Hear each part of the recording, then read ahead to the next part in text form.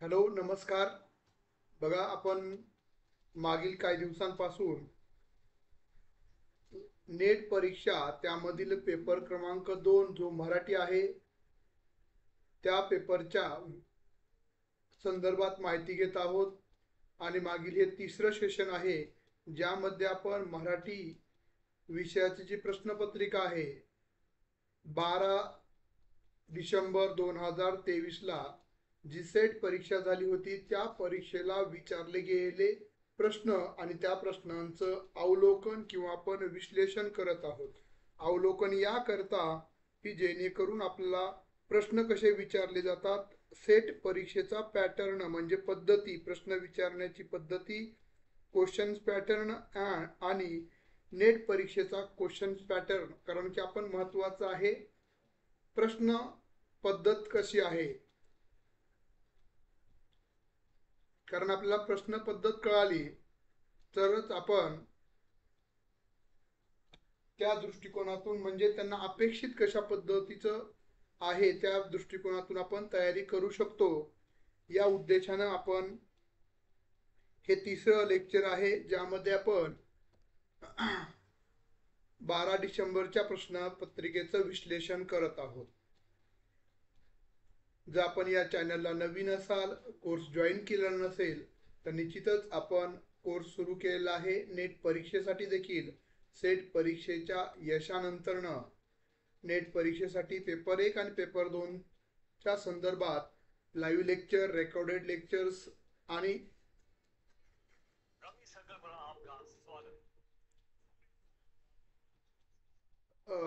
त्याबरोबरच taste series या स्वरूपामध्ये आपण सर्व मटेरियल्स उपलब्ध करून देणार आहोत. तर बघा, प्रश्न आय डी आहे 710. हा काल आपण पाहिला होता. विज्ञान कथेची निर्मिती हा तिसरा भाग आहे मागील प्रश्नपत्रिकेच्या विश्लेषणाचा. विज्ञान कथेची निर्मिती करताना पुढीलपैकी कोणत्या 2 अटीची पूर्तता करणं अपेक्षित आहे?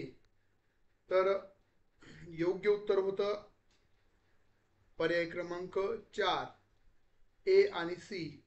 म्हणजे विज्ञान कथेतील मध्यवर्ती कल्पना विज्ञानधारित असली पाहिजे, ही पहिली अट आहे. ज्या 2 अटी आपल्याला विचारलेल्या आहेत त्या अटी आपण पाहत आहोत.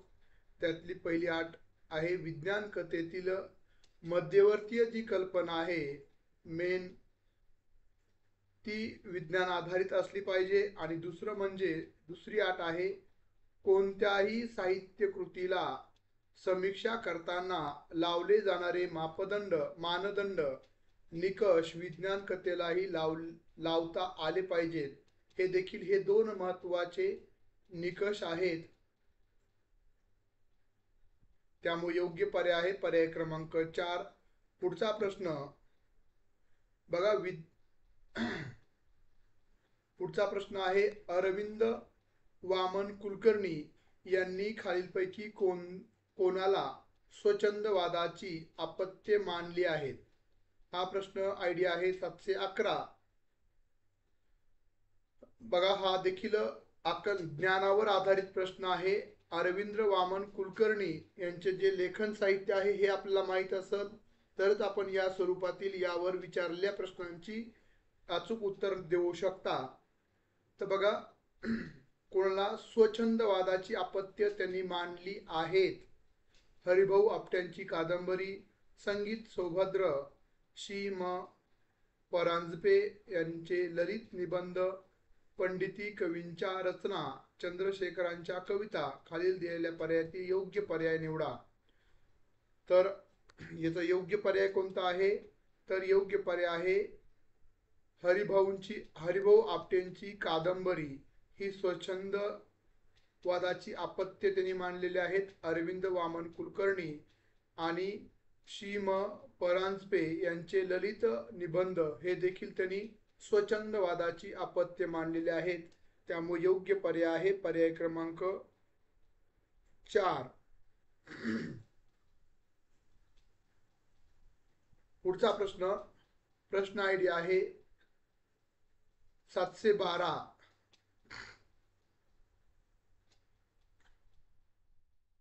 ललित गद्यांच्या आकृतीची चर्चा करताना डॉक्टर आनंद यादव यांनी त्यांचे कोणते उपप्रकार सांगितलेले आहेत? लघुनिबंध, लघुकथा, व्यक्तिचित्र, गद्यकाव्य, स्वकथन. तर 12व्या प्रश्नाचं योग्य उत्तर काय आहे? तर लघुनिबंध ए आणि व्यक्तिचरित्र सी म्हणजे पर्याय क्रमांक 2 बरोबर आहे.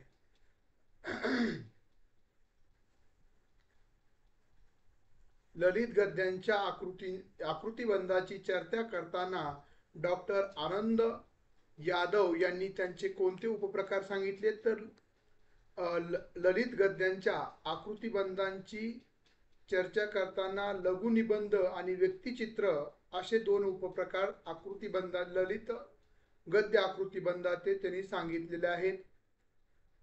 पुढचा प्रश्न आयडी क्रमांक 713. खालीलपैकी कोणती पात्रे गिधाडे नाटकातील आहेत? पाटील, रजनीनाथ, नाना, खंडेराव, रमाकांत. तर योग्य उत्तर काय आहे?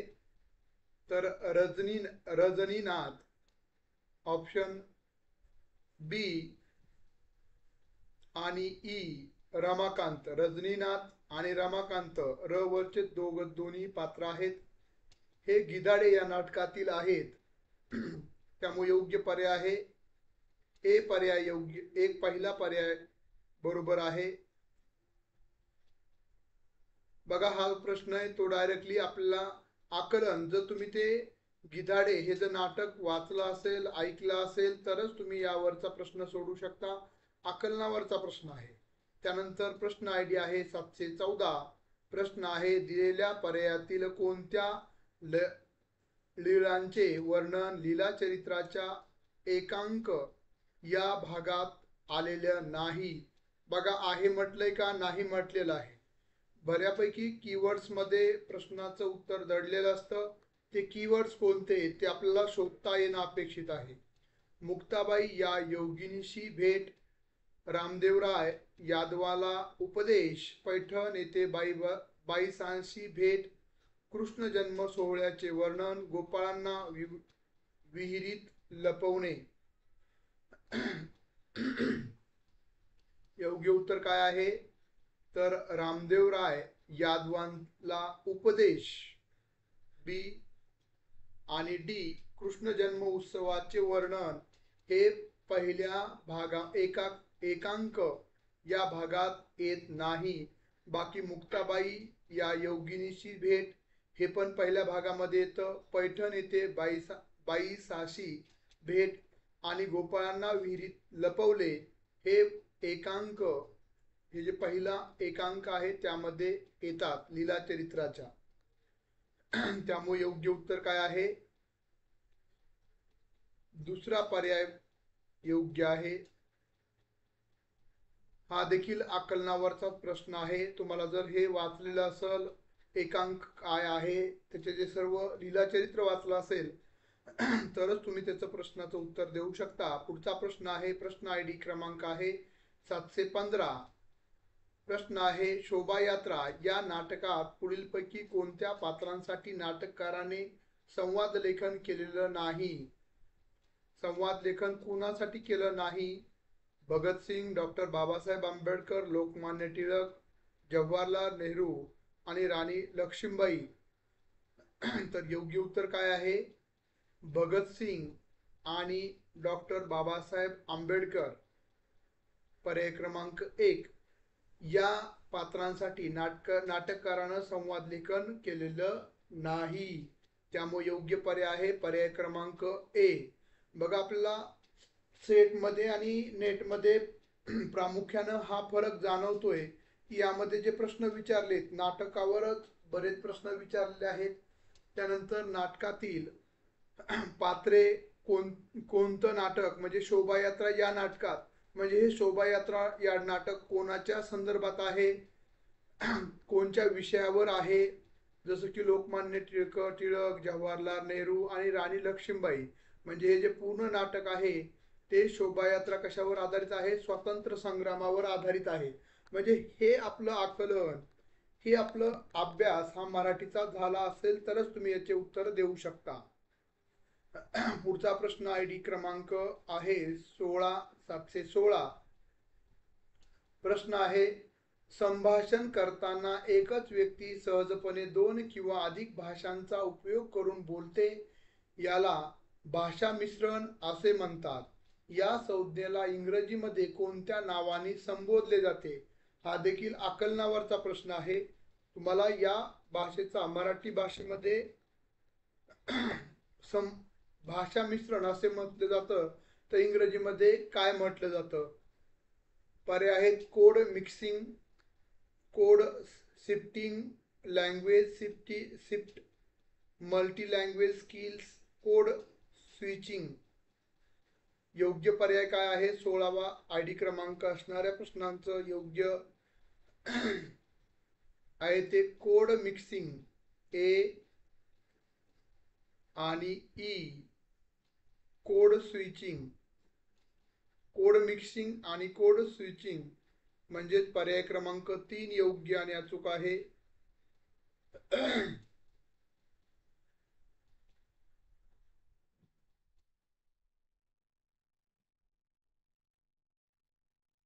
पुढचा प्रश्न आयडी आहे 717.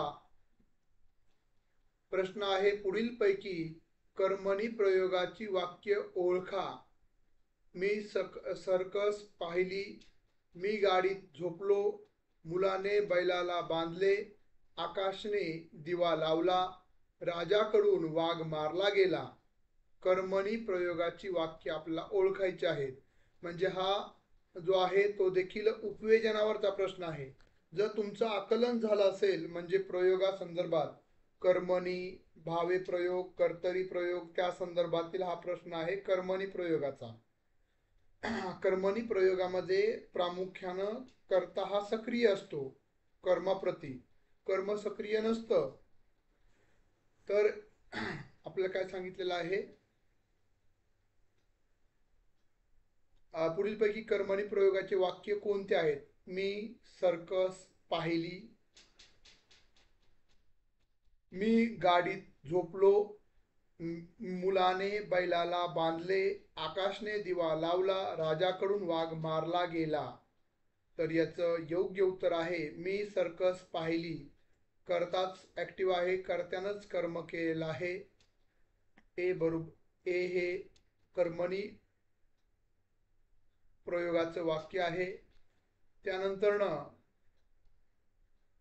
आकाशने दिवा लावला, आकाशने दिवा लावला हे देखील कर्मणी प्रयोगाचं वाक्य आहे. आणि राजाकडून वाघ मारला गेला म्हणजे कर्म या ठिकाणी सक्रिय कर्म झालंय प्रत्येकामध्ये. सर्कस पाहण्याचं कर्म आहे, आकाशने दिवा लावण्याचं कर्म केलेलं आहे आणि राजाकडून वाघ मारण्याचं कर्म केलेलं आहे. त्यामुळे योग्य उत्तर आहे पर्याय क्रमांक 4. हे देखील आकलनावर पूर्णतः प्रश्न अवलंबून होता. त्यानंतर प्रश्न आयडी आहे 718. वाङ्मयीन अभिरुची या संकल्पनेसाठी सुधीर रसाळ कोणत्या शब्दावलीचा प्रयोग करतात? वाङ्मयीन समजूत, वाङ्मयीन समीक्षा व्यवहार, वाचकांच्या वाङ्मय निर्मितीची यंत्रणा आणि वाङ्मयाच्या स्वरूपासंबंधीच्या कल्पना ही वाङ्मयीन मूल्यांकनाची पद्धत. खाली दिलेल्या पर्यायापैकी योग्य उत्तर निवडा. योग्य उत्तर आहे वाङ्मयीन समजूत. त्यानंतर ए, त्यानंतर सी वाचकाच्या वाङ्मय निवडीची यंत्रणा आणि डी वाङ्मयाच्या स्वरूपा संबंधितच्या कल्पना. पर्याय क्रमांक डी. त्यामुळे योग्य उत्तर आहे पहिला पर्याय बरोबर आहे ACD. हा देखील आपण जर पाहिलं तर आकलनावरचा प्रश्न आहे.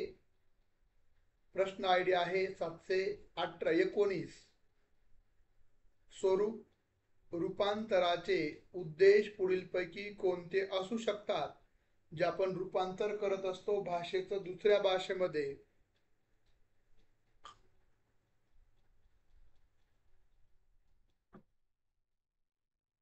तर रूपांतराचे उद्देश पुढीलपैकी कोणते असू शकतात? रंजनात्मकता, शब्दशः प्रतिनिर्मिती, सी मूळ साहित्यकृतीतील वातावरणात बदल करून आपल्याला रुचेल असे सादर करणे, डी मुळातला विस्तार टाळून लक्ष्य भाषेत सुटसुटीत प्रतिनिर्मिती करणे, आणि ई मूळ साहित्यकृतीतील वातावरण जसेच्या तसे सादर करणं.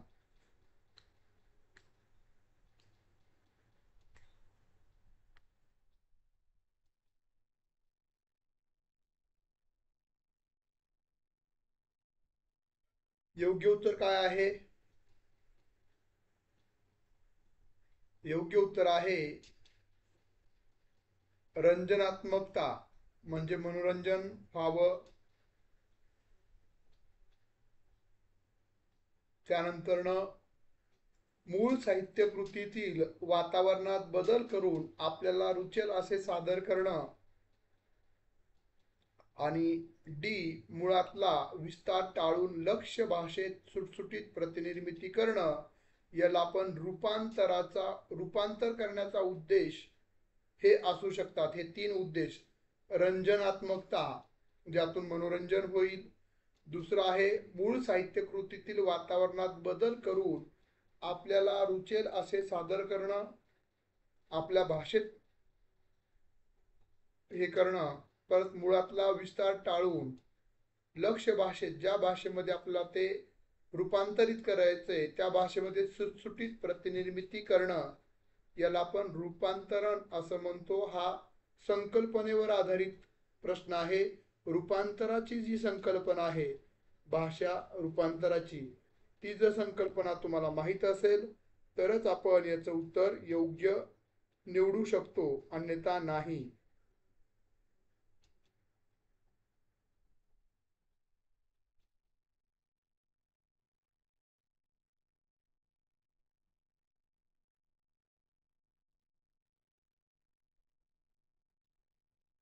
पुढचा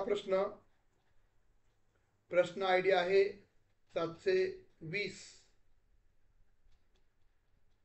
प्रश्न आहे, दिलेल्या पर्यायातील भुकेचे चित्रण असणारी कथने निवडा, ज्यामध्ये भुकेचं चित्रण आहे. असे आत्मकथन कोणते?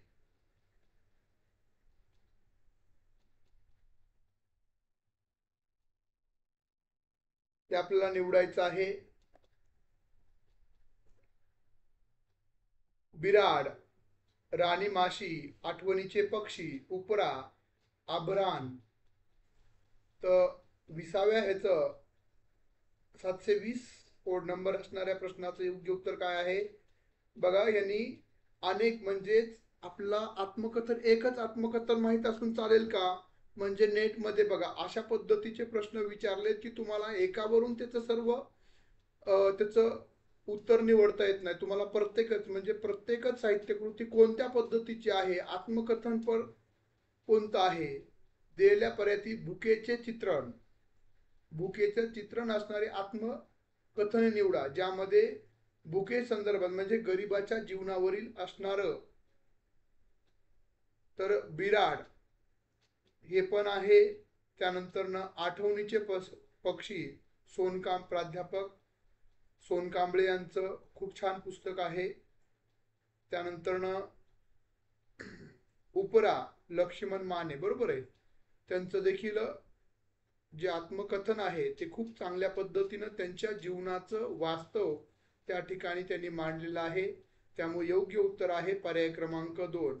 आता आपला फक्त एकच पर्याय निवडून जमन का?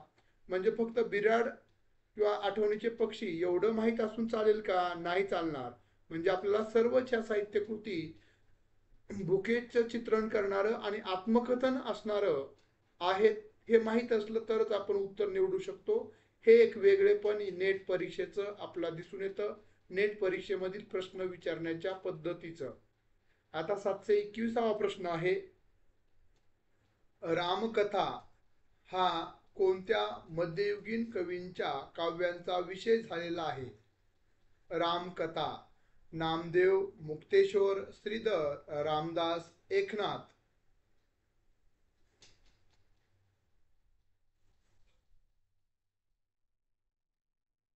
तर योग्य उत्तर आहे श्रीधर. श्रीधर हे कोण होते?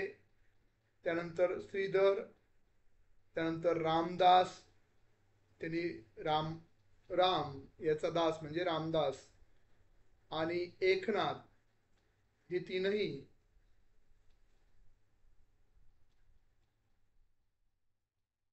तिघांनी पण रामकथा हा कोणत्या मध्ययुगीन कवीच्या काव्यांचा विषय होता?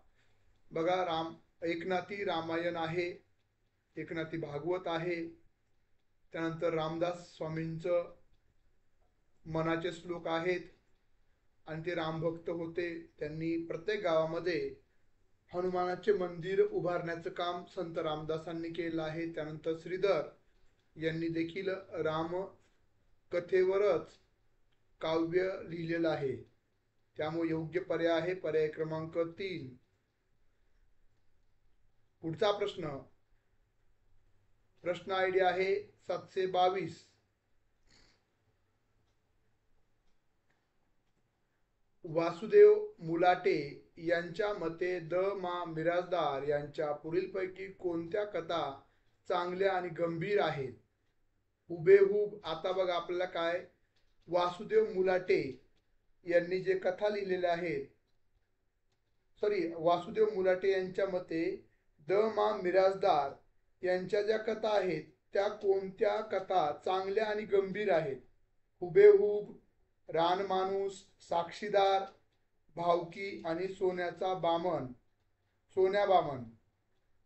योग्य उत्तर काय आहे? बघा, रानमाणूस, त्यानंतर भावकी आणि सोन्या बामन म्हणजे पर्याय क्रमांक 3 योग्य ठरेल. वासुदेव मुलाटे यांच्या मते द मा मिरासदार यांच्या या 3 रानमाणूस, भावकी आणि सोन्या बामन ह्या चांगल्या आणि गंभीर कथा आहेत. त्यामुळे योग्य पर्याय आहे पर्याय क्रमांक 3. पुढचा प्रश्न आयडी आहे 723.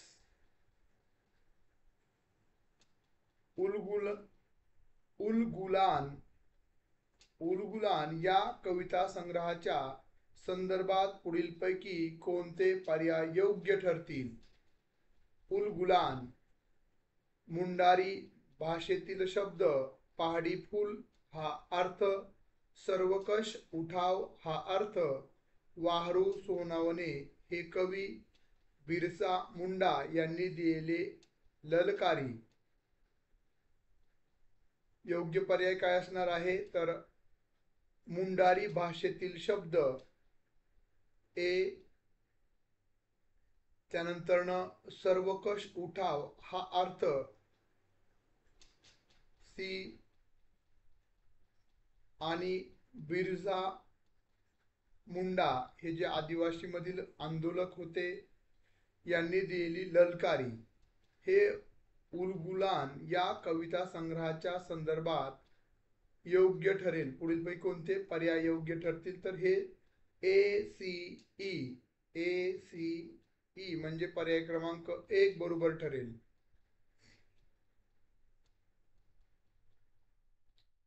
पुढचा प्रश्न आयडी आहे 724.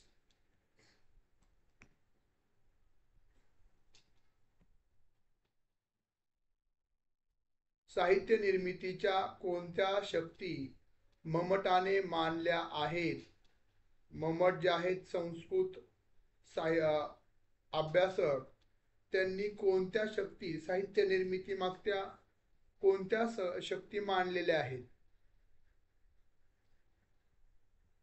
पूर्वसंस्काराने प्राप्त होणारी शक्ती, इतर कवींच्या काव्यांच्या अवलोकनाने येणारी निपुणता, अवधान किंवा एकाग्रता, आणि डी काव्यांच्या जाणकार गुरुकडे केलेले अभ्यास, आणि ई प्रतिभा. योग्य उत्तर काय आहे बघा, पूर्वसंस्काराने प्राप्त होणारी शक्ती ही साहित्य निर्मितीची शक्ती आहे असं मम्मट म्हटलेलं आहे. त्यानंतर इतर कवींच्या काव्याच्या अवलोकनाने येणारी निपुणता, आणि डी काव्यांच्या जाणकार गुरुकडे केलेला अभ्यास हे साहित्य निर्मितीच्या शक्ती मम्मटाने मांडलेले आहेत. या शक्तीतूनच आपण साहित्य निर्माण करू शकतो असं मम्मट सांगतो. त्यामुळे योग्य उत्तर आहे पर्याय क्रमांक 3. बघा, प्रश्न सेटचे प्रश्न आणि नेटचे प्रश्न, तुम्ही प्रत्येक प्रश्नाचं एक वेगळेपण या ठिकाणी आपल्याला तुम्हाला सर्वांना जाणवत असेल. पुढचा प्रश्न आयडी आहे 725. प्रफुल्ल शिलेदार यांनी पुढीलपैकी कोणत्या कविता लिहिलेल्या आहेत? एवढ्या कडवटपणाचं तू काय करणार आहेस? ए कवीला पडलेले पुस्तक प्रकाशन विषय दुःख स्वप्न, निळू फुले एक निमित्त वरपांगी, डी जगातला सगळ्यात स्वादिष्ट सगळ्यात महागडा पदार्थ बनवण्यासाठी, ई असेंब्ली वऱ्हाडी ढगांचे पावसाळी अधिवेशन. तर प्रफुल्ल शिलेदार यांनी पुढीलपैकी कोणत्या कविता लिहिल्या आहेत?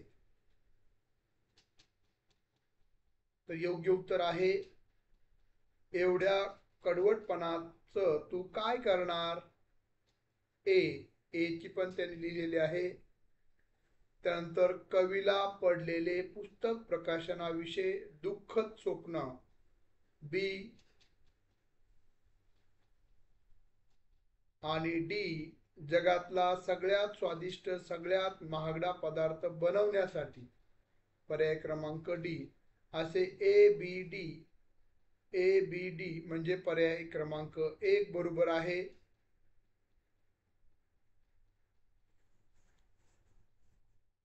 पुढचा प्रश्न आयडी 726.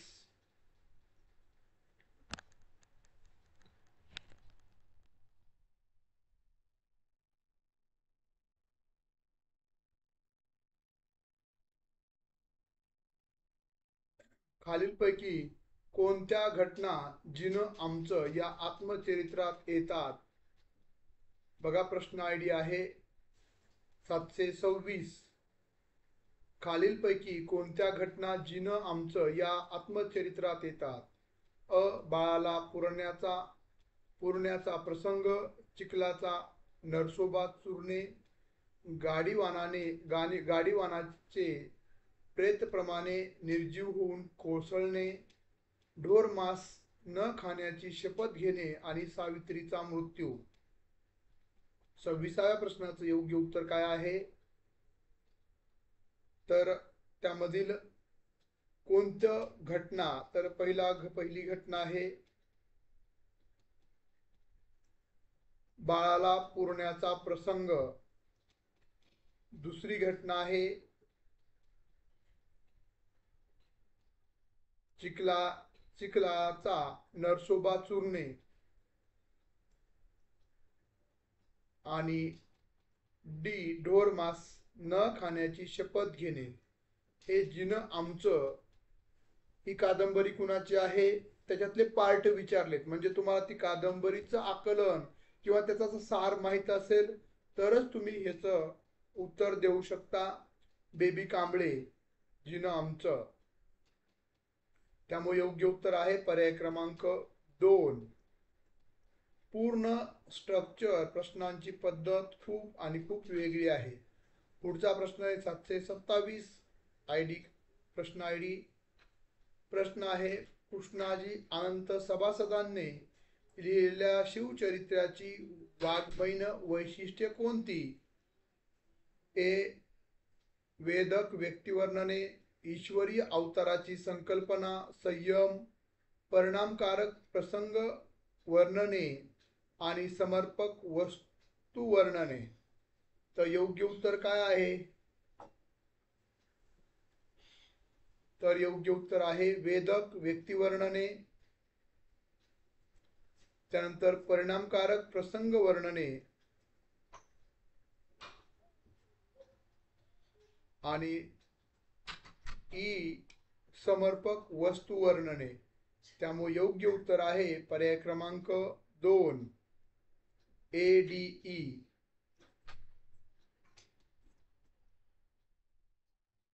पुढचा प्रश्न आयडी आहे 728.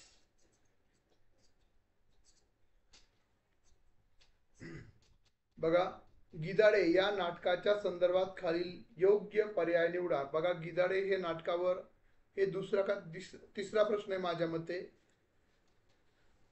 नीतिमूल्यांची घसरण दर्शवणारे नाटक.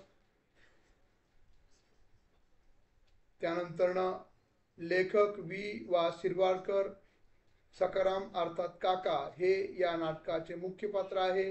हे नाटक भोगवादी प्रवृत्तीचे दर्शन घडवते. नाटकाचा पहिला प्रयोग थिएटर युनिट या संस्थेने सादर केला. तर याचं योग्य उत्तर काय आहे? नीतिमूल्यांची घसरण. ए पर्याय. डी हे नाटक भोगवादी प्रवृत्तीचे दर्शन घडवते. आणि ई नाटकाचा पहिला प्रयोग थिएटर युनिट या संस्थेने सादर केला. गिधाडे या नाटका संदर्भातील योग्य पर्याय आहेत ए, डी आणि ई. ADE म्हणजे पर्याय क्रमांक 3 योग्य पर्याय आहे.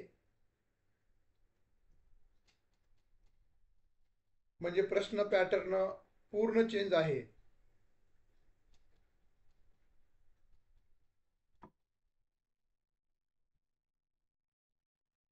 पुढचा प्रश्न आयडी आहे 729.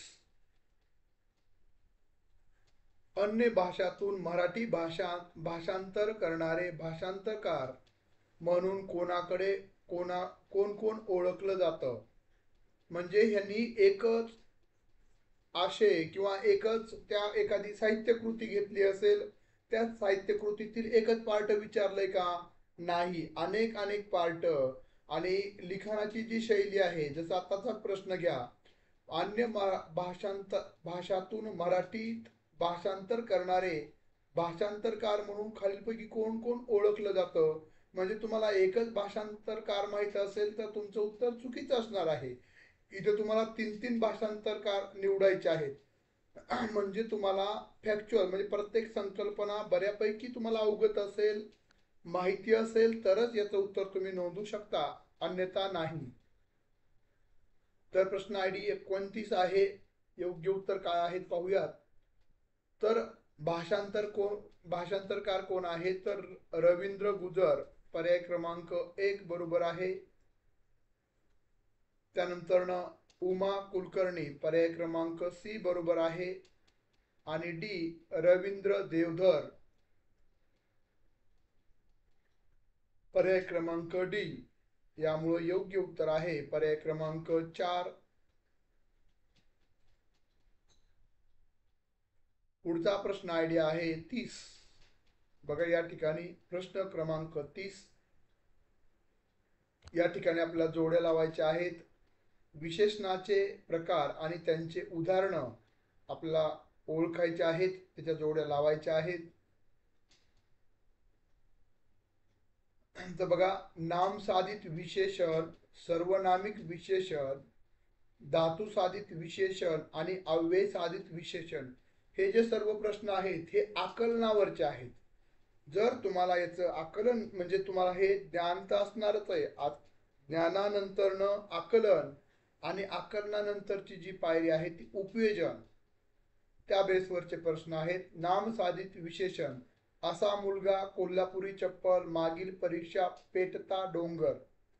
तर ए या प्रश्नाचं म्हणजे ए या नामसाधित विशेषण कोणतं आहे? कोल्हापुरी चप्पल हे नाम आहे आणि साधलेला विशेषण आहे. त्यानंतर सार्वनामिक असा मुलगा म्हणजे सर्वच मुले आले, सार्वनामिक विशेषण आहे. धातू साधित, ज्यामध्ये धातू साधित विशेषण कोणतं आहे? पेटता डोंगर. अव्यय साधित विशेषण मागील परीक्षा. अव्यय मागील परीक्षा, अव्यय साधित विशेषण.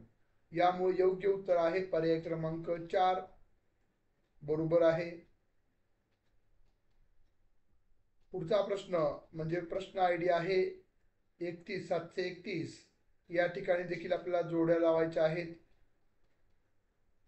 स्तंभ 1 आणि 2 अशा पद्धतीनं काळ, प्रभाकर, दिग्दर्शन आणि दिनबंधू म्हणजे दैनिक किंवा मासिक जे आहेत, संपादक आणि नियतकालिक यांचे जे संपादक आहेत त्यांच्या जोड्या लावायच्या आहेत.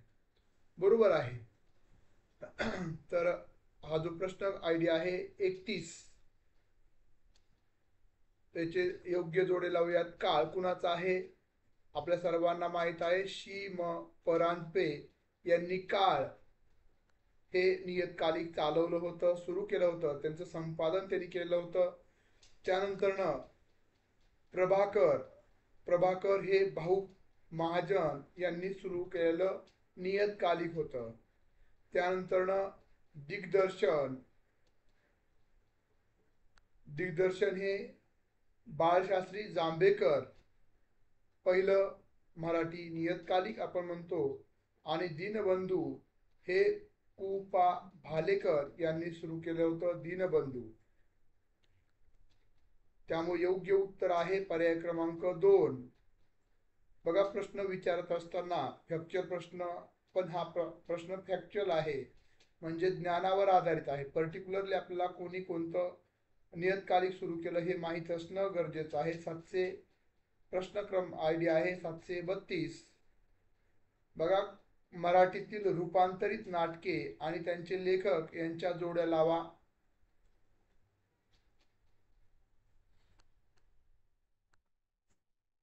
बघा, अंमलदार, बेईमान, श्रीमंत, चंद्र नभीचा ढळला. बघा, अंमलदार पु ल देशपांडे यांचं हे नाटक आहे भाषांतरित अंमलदार. त्यानंतर बेईमान हे वसंत कानेटकर. श्रीमंत विजय तेंडुलकर. आणि चंद्र नभीचा ढळला पुरुषोत्तम दारव्हेकर. त्यामुळे योग्य उत्तर आहे पर्याय क्रमांक 3.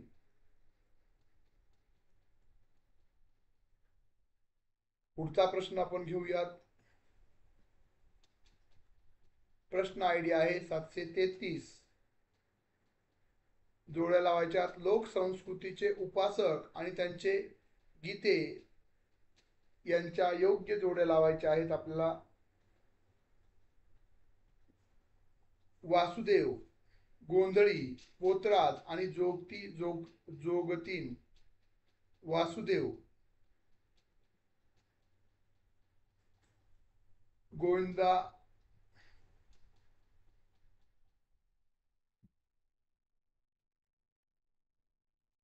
रामा हो गोपाळा रामाजी.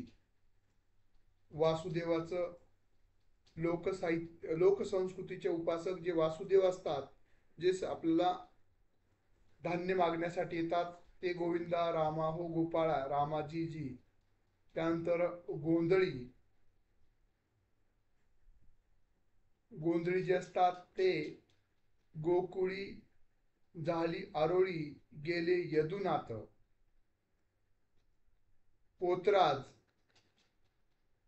पोतराज जे असतात ती आलिया मरीबाई, ही तिचा कळेना अनुभव. आणि जोगती आणि जोगीन येलुबाई ग माझी आई ग.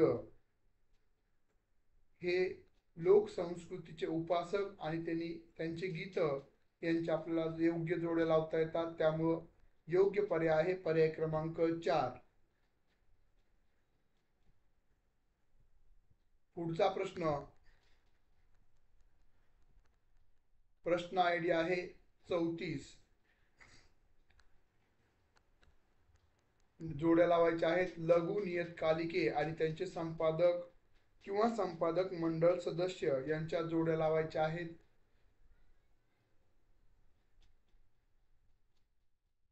अभिधा,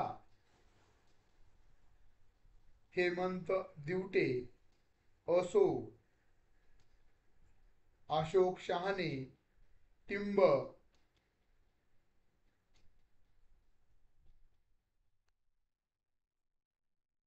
अशोक लचके आणि अक्षर चळवळ अरुण म्हात्रे. पर्याय क्रमांक 3 बरोबर आहे. म्हणजे या अशा पद्धतीचा सेटला कधीच प्रश्न विचारला जात नाही. एवढं डीप मध्ये त्यांनी लघु नियतकालिके आणि त्यांचे संपादकावर प्रश्न विचारलेला आहे. पुढचा प्रश्न आयडी आहे 735. मुस्लिम साहित्य प्रवाहातील लेखक आणि त्यांचे कार्यक्षेत्र यांच्या योग्य जोड्या लावायच्या आहेत.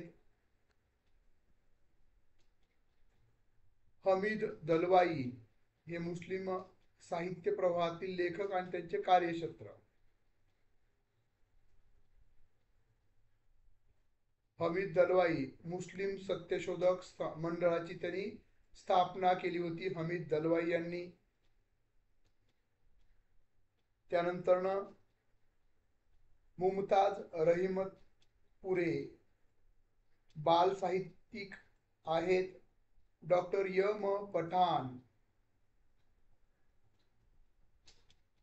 ते संत साहित्याचे गाढे अभ्यासक आहेत. डॉक्टर य मु पठाण आणि फखरुद्दीन बेन्नूर हे मुस्लिम ओबीसी चळवळीचे वैचारिक लेखक करणारे आहेत. त्यामुळे योग्य उत्तर आहे पर्याय क्रमांक 2. चालेल. आता जे आपले उद्या राहिलेले प्रश्न आहेत ते उद्याच्या लेक्चरमध्ये आपण पूर्ण करणार आहोत, जेणेकरून आपल्या प्रत्येक लेक्चरमध्ये आपण 25 प्रश्न त्याचं विश्लेषण करण्याचा प्रयत्न केलेला आहे. हे आपलं 3रं सत्र होतं. उद्याच्या 4थ्या सत्रामध्ये 12 डिसेंबर 2023 ला जी परीक्षा झाली होती त्याच्या 100 प्रश्नांचं आपलं विश्लेषण पूर्ण होईल. चालेल. धन्यवाद. ज्या विद्यार्थ्यांना क्लास जॉईन करायचा आहे ते विद्यार्थी ऑल एक्झाम कट्टा हे गुगल प्ले स्टोरवर ॲप डाउनलोड करू शकतात किंवा 9691047738 या क्रमांकाला तुम्ही मेसेज करून फोन करून देखील चौकशी करू शकता. अतिशय कमी प्राइस मध्ये आपण सेट आणि नेटचे दोनही विषयाचे लेक्चर्स सुरू केलेले आहेत. धन्यवाद.